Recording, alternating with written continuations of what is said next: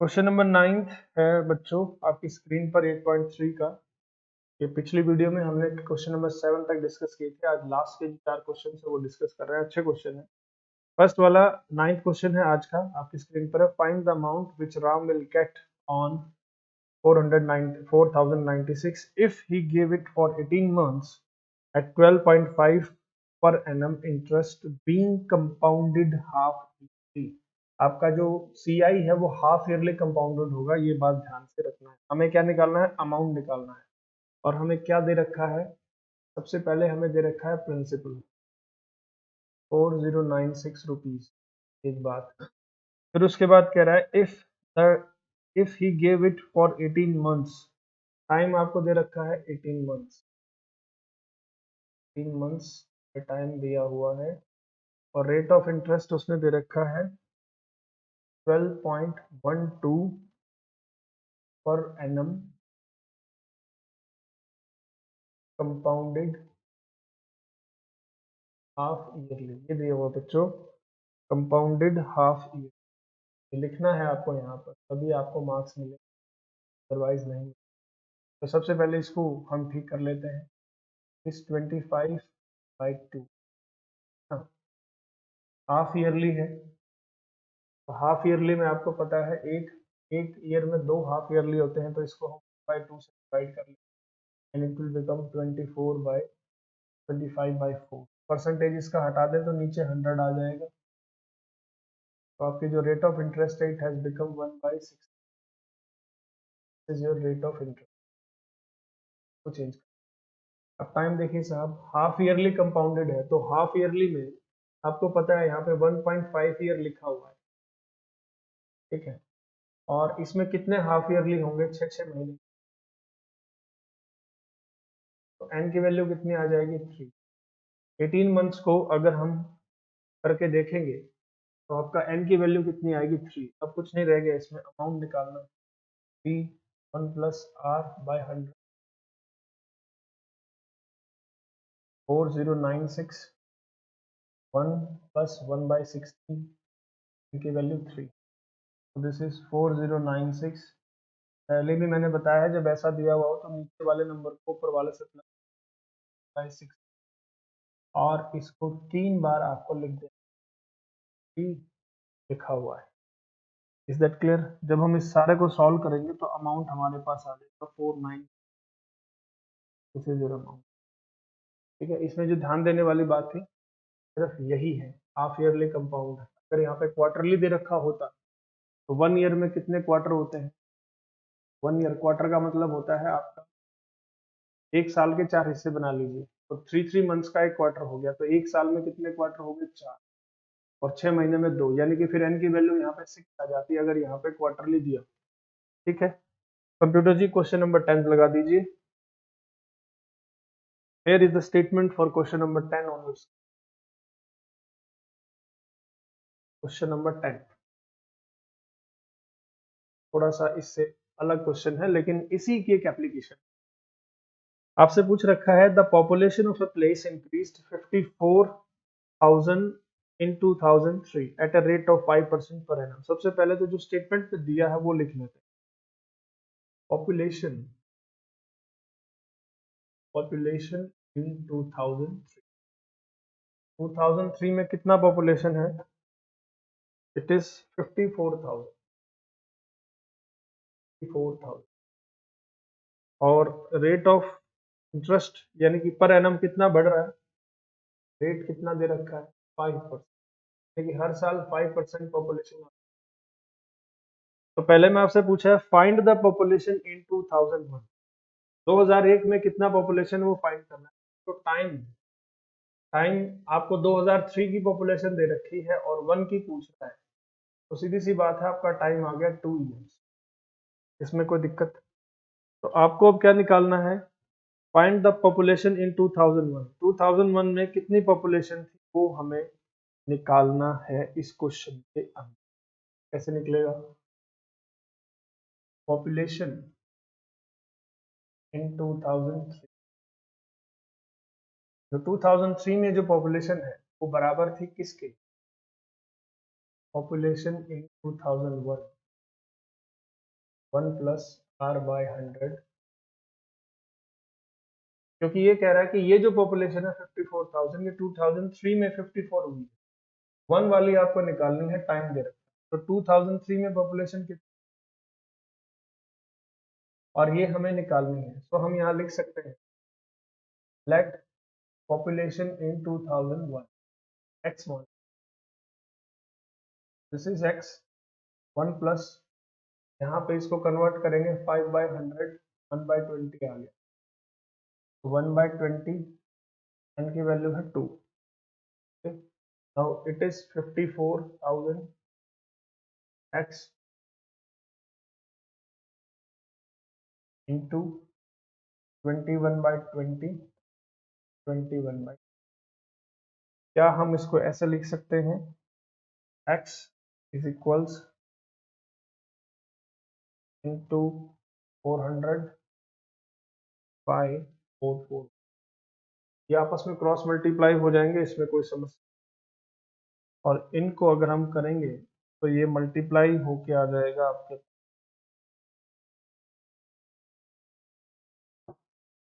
Divide by 4,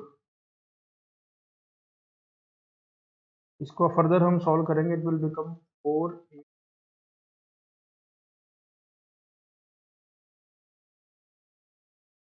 48979.96 approximate value. अब बेटा points में तो पॉपुलेशन कभी आती नहीं है, इसको हम लिख सकते हैं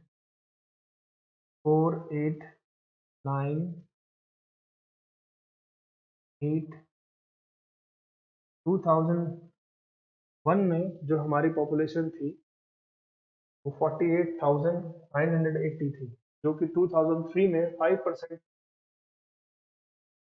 54,000। तो ये है आपका क्वेश्चन नंबर 10th का first part. Is that clear? Second part में आपको पूछ रहा है if what would be its population in 2005, 2005 में इसकी पॉपुलेशन क्या होगी ये बताइए। ठीक है, जल्दी से इसे नोट करिए, फिर आगे बढ़ते हैं क्वेश्चन नंबर 10th के पार्ट नंबर 2 की तरफ।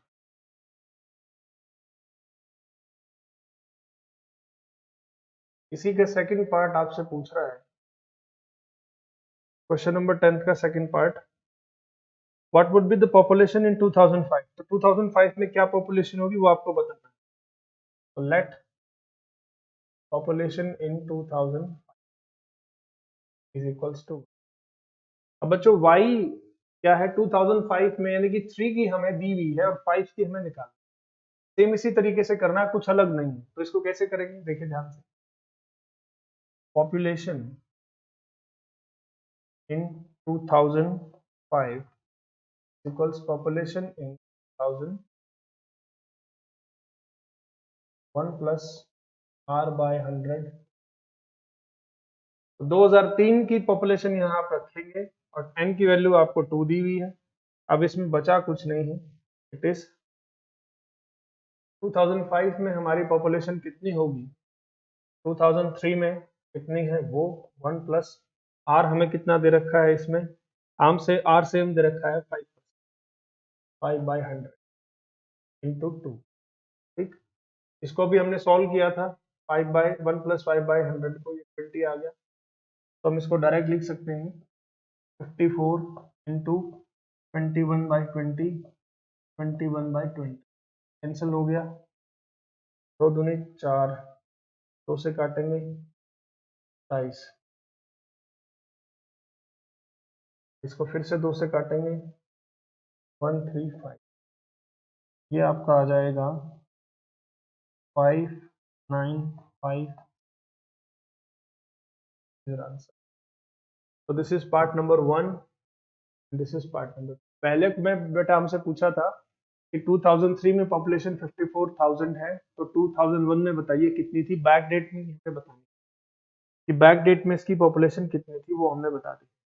ऐसे बताई 3 में जो पॉपुलेशन दे रखी है उसके पैरेलल में हमने पॉपुलेशन इन 2001, वही हमारा कंपाउंड इंटरेस्ट का फॉर्मूला, वही चीज हमने यहाँ पे की। ठीक है, this is question number 9 and question number 10। Question number 11 है पहले ये दोनों नोट करिए, फिर 11th पे चलेंगे। बैक्टीरिया का क्वेश्चन इंपॉर्टेंट है, आ जाता है पेपर में।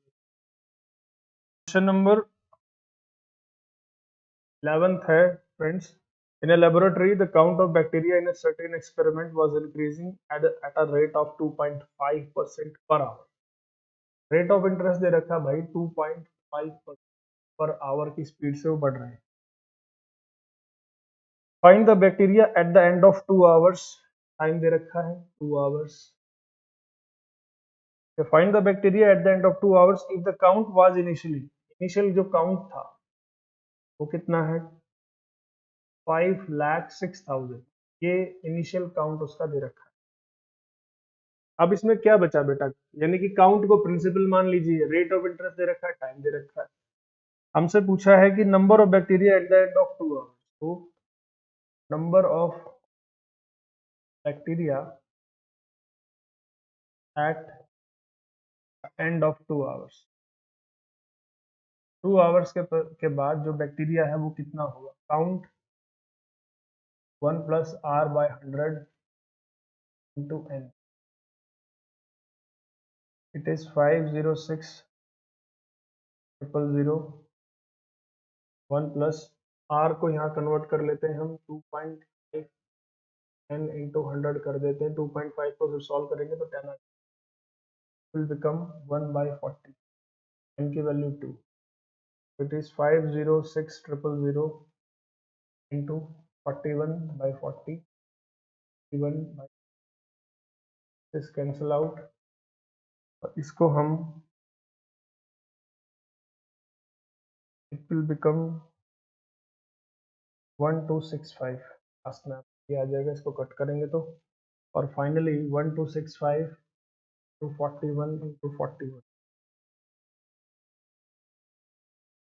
लास्ट नीचे बचेगा आपका 4 divide by 4, this will 531616.2, easy है थोड़ी सी। क्वेश्चन नंबर 12, कंप्यूटर जी क्वेश्चन नंबर 12 लगाइए। लास्ट क्वेश्चन है बेटा इस चैप्टर का, से इसको करने के बाद आप एग्जांपल्स भी एक बार देख लीजिएगा, कई बार वहां से आ जाता है।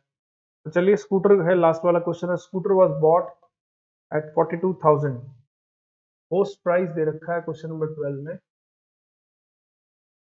Post price of scooter, scooter का कोस्ट प्राइस हमें दे रखा है 42, ठीक है। रेट ऑफ, ये कह रहा है it's value depreciated at the rate of 8% per annum.